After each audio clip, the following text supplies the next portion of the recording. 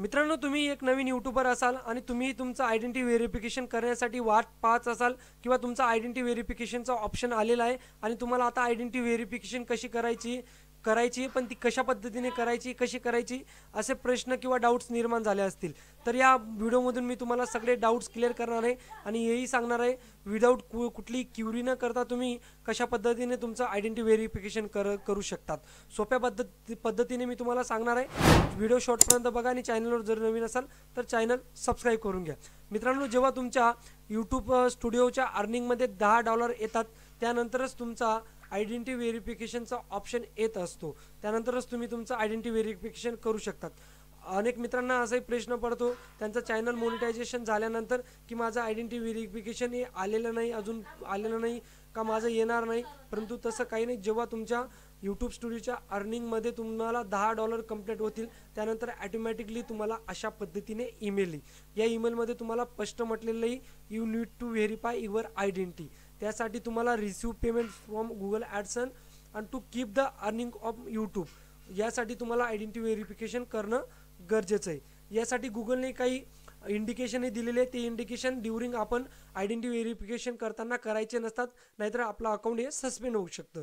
त्यासाठी बघा, फर्स्ट आहे तो म्हणजे capture the entire document including all 4 corners. जे चारी बाजू आहेत डॉक्युमेंटच्या त्या व्यवस्थित दिसायला पाहिजे आणि जे डॉक्युमेंट असेल ते रीडेबल असायला पाहिजे आणि इनकम्प्लीट ऑर ऑब्स्ट्रॅक्ट डॉक्युमेंट हे ॲक्सेप्ट केलं जाणार नाही. आणि prevent to observe will allow the limited number of verification adapt. जरी तुम्ही प्रत्येक वेळेस किंवा जास्त वेळेत जरी आयडेंटिटी व्हेरिफिकेशनसाठी अप्लाय करत असाल तर तुमचं अकाउंट हे सस्पेंड होऊ शकतं. आणि तुम्ही कुठलं डॉक्युमेंट अपलोड करण्याचा जरी प्रयत्न केला ऑदर, म्हणजे तुम्ही जे डॉक्युमेंट अपलोड आपण करत आहोत त्याच्या विदाऊट जर तुम्ही कुठले ऑदर डॉक्युमेंट अपलोड करण्याचा प्रयत्न केला तर तुमचं अकाउंटही सस्पेंड होऊ शकतं. चला तर मी आता तुम्हाला अकाउंट किंवा आयडेंटिटी व्हेरिफिकेशन कशी करतात ते दाखवणार आहे. मी आता मला हा ईमेल आलेला आहे आयडेंटिटी व्हेरिफिकेशनसाठी, याच्यावर मी आता क्लिक करतोय. आपल्याला 4 डॉक्युमेंट दिले असतात, त्यात driving licence, passport, PAN card, voter I D card. याच्यापैकी तुम्ही कुठलेही एक डॉक्युमेंट अपलोड करू शकतात. आता बघा, याच्यात नेक्स्ट बटनावर क्लिक केल्यानंतर मला लीगल नेम टाकायला सांगितले. मी जे डॉक्युमेंट अपलोड करेल त्याच्यावर जे नाव असेल त्याच पद्धतीने सेम ॲज इट इथं टाकायचं आहे. कुठलंही तुम्ही स्पेलिंग चेंज करायचं नाही, ॲज इट इज स्पेलिंग तुम्हाला टाकायचं आहे याच्यामध्ये. तर मी आता माझं लीगल नेम टाकलेलं आहे. त्यानंतर आता खाली बघा, सिलेक्ट आय डीवर मी क्लिक करून पॅन कार्ड सिलेक्ट केलेलं आहे आणि पॅन कार्ड अपलोडसाठी अपलोड या बटनावर मी आता क्लिक करणार आहे.